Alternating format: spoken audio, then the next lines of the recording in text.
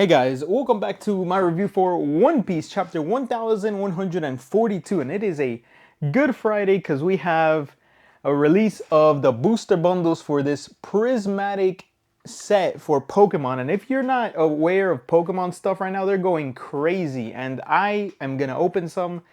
Let me know if you want me to open some on camera, but that set is insane to get. It's impossible to get. I'm sure you've seen videos of the people fighting in Costco for Pokemon cards. It's insane. They're insane to get a hold of. But anyway, let's jump into the chapter. Got my favorite mug with me. Oh, it's a little out of frame here because it focuses on my face. But yeah, I got this one in Japan. Love this mug. Brewed me some tea. Now let's get into the chapter. So, man, Loki is menacing, man. Like, we knew he was gonna be a menace, and he still has sea stone shackles on, like one shackle left, and so he's not able to use any devil fruit abilities.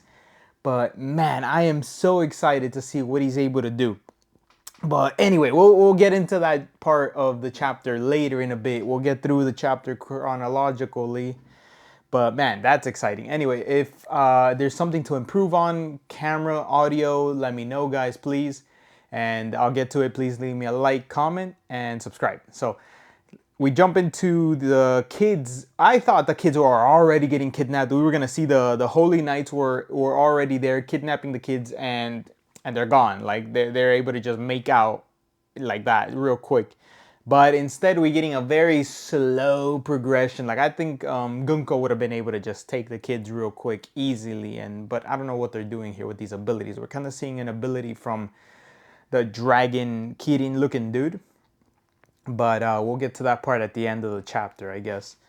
So man, this chapter is just progression. It's fun. We see that there's a snake attacking the kids, and they're not able to fight. Of course, nobody of the kids are able to fight. They're like, you start seeing the weakness that occurs here, but it's just that they're kids. You know, you can't expect much from the kids, but it starts like ingraining itself here that you got nobody that can fight except the adults that can fight. So they're going to be able to see that, hey, fighting is very, very crucial. We couldn't do anything as kids, you know. They're like, maybe they could have done something. You could think you could do something, but as kids, you don't expect anything out of them. And Harold was king, I think, for, man, I don't know how many years. Was it 60 years or was it 40 years? 20 years? I'm feeling like it was 25. Like, it was not that long, and he ended up dying, but maybe not. I don't know. It's the time frame is important here, but like, there's nobody that's an adult in the meantime. Like, there was nobody that was a kid during the rule of King Harold while he implemented the no fight, that went into being an adult, that looked at the snake and says, I can't do anything. So, oh my god, I have a cat here. Hey, I can't do anything. And they're running away with the kids because he's useless. So I really wanted that to happen, but I don't think King Harold ruled long enough for a kid to be influenced in that manner. But the kids are going to be able to see the adults. The principal jumps into action, protecting one of the kids, and he's an old he's a former warrior of the giants, and he smacks the snake, but he wasn't able to take it out. Fine, fair. He wasn't able to take out the snake, but you see Saul, the library, the guy that was a former Marine, at least they know that, and he's head of the library, and he armament hockeys. Of course, I feel like he was a rear admiral, right? So he can use armament hockey, but we see Saul armament hockey onto the snake. Awesome, beautiful, love it. Finally, we get to see Saul in action, man. And he smacks the snake and knocks out. And the kids are surprised, like, Kiba, the principal, is able to, was a fighter? He's so strong. They're surprised, he's impressive. Oh my gosh. And Saul, they know, was a former Marine.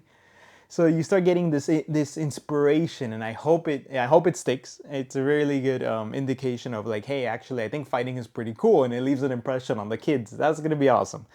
That's what I'm leading to. And we see, sorry, I'm going chronologically here. Wolf is mentioning that the kids got kidnapped, and I'm thinking, what is the devil fruit?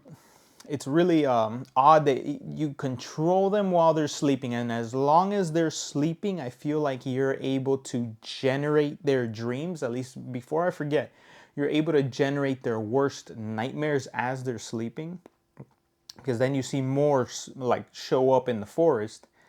But he mentions don't touch the kids. I don't know why he says to Saul, don't touch the kids. What happens? Do you pass out? Is there something that comes out and hits him? Like, he is messed up. He doesn't know what I don't know. He doesn't mention anything except don't touch the kids. And so I'm thinking that something really messed him up.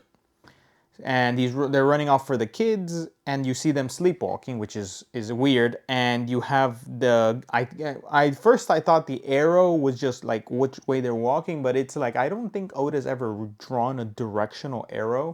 So this is Gunko just leading them like along the way to go to where they're sleepwalking. And they're freaking out. They're saying the principal's freaking out, air the horn, and Saul's like, isn't that a little bit excessive? He's like, look at the forest, and you see these giant, like the trees are huge, and these shadows are bigger than the trees. Or, yeah, they're bigger than trees, and you see something that looks like a griffin and a wolf, or I don't know what to say. That doesn't really look like a wolf. It's like I guess a wolf, a dog-shaped figure. And that's it. I think Chopper's just saying to go like see what's wrong with them pretty much, and I hope he gets he just heals up Wolf, and we'll see, maybe he comes up with something that it's an external force that's putting them to sleep because he can't wake them up. And here's the best. Oh my God, Oda, why you do this to us? I was ready. I'm like, hey, Loki, Zoro, Luffy, just show me this. Like, hey, Oda, just this. Focus on this. And man gives us 1 page of action from Loki. And of course, there's a break next week. Oh man, that breath made my throat get dry up. But yeah, it's 1 page. Let's break it down. He's saying, I'm not weak. So we get Loki is deceitful, and he is, because he's standing up strong. He's like, I am good. This 1 sea stone shackle is not enough to make me weak or anything like that. Like maybe a little bit weaker, but he says he's plenty strong as it is. And he starts to swing up his axe. He says, unshackle this, but I'm gonna start swinging. And he starts charging up and swings at the tree, and we get the line that the Elbaph's biggest weakness is fire and lightning. No, it's greatest weakness. He doesn't say it, but it's fire. He smacks the tree with a giant hammer, which, by the way, before I forget, it was so funny that somebody mentioned, imagine the hammer is just a big lodestone. The lodestone that we're looking for is the fucking hammer on Loki's thing. And it looks like it's just a giant block. It could very well be a lodestone because it's indestructible, right? Like, technically, I don't think we've ever seen it chip or take damage. It's an indestructible block, and he just attached a stick to it and he smacks. But we see it has a very interesting aspect to it, an interesting feature, if you'd like to call it. And maybe a lodestone can have it. Maybe it could have this very well, but it generates lightning, like Mjolnir from Norse mythology. He's able to generate lightning with the hammer, same as Loki. He's able to generate lightning with this version of their hammer, and it's a very long hammer. It's not no like little one-handed handle. It's 2-handed, swings with all his might, and he smacks the tree and he generates lightning. And we see black lightning as well. So he is generating this attack with some form, at least I'd like to say, some form of hockey. Maybe that the black streak was a misdraw, but it's lightning for sure, and it generates fire, and everybody's saying, Ja Rule, there's fire. I heard the horn. We're freaking out. So there's 2 emergencies at the exact same time. Loki, and there's the horn by the library with the kids in the school. Awesome. Generate pure chaos right now, and pure chaos, which is great. Great for the story right now. Now I want to know what we're going to focus on, but I hope we focus on Loki next chapter. Break next week, unfortunately. But yeah, we cut to Agnes saying, I've seen these monsters before. They're actually drawings. They're drawings that the kids have made just a little bit ago, and they're saying it's their worst nightmares. You drew she drew their worst nightmares.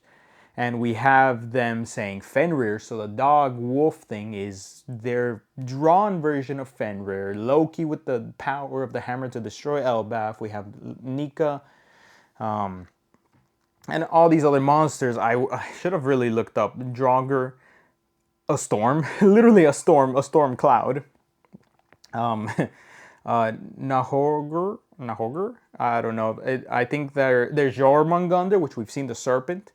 And we've seen the griffin. I don't know what the others are, but they're just like basically Norse creatures as far as I can tell. And they were drawing their worst nightmares. Like she's holding up the perfect imitation of what they thought Fenrir looked like. And that's the monster that's walking around. And it took a rear admiral to take out, and a former giant warrior pirate. Although I don't know how strong the giant warrior pirate would have been. But Saul's pretty strong, I would say. Maybe, like, he's rear admiral, I would say.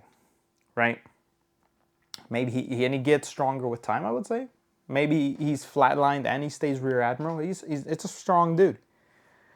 You know, other than being fodder to the Straw Hats, but he's generally, in universe, pretty strong. And we see the monsters in the next panel all drawn out, and we see somebody says, my mom, my mom is the scariest thing. It's like, no, and it's actually true for him or the kid, because the mom is like, you see her in the off corner, like, no, dude, it's not, don't fear your mom.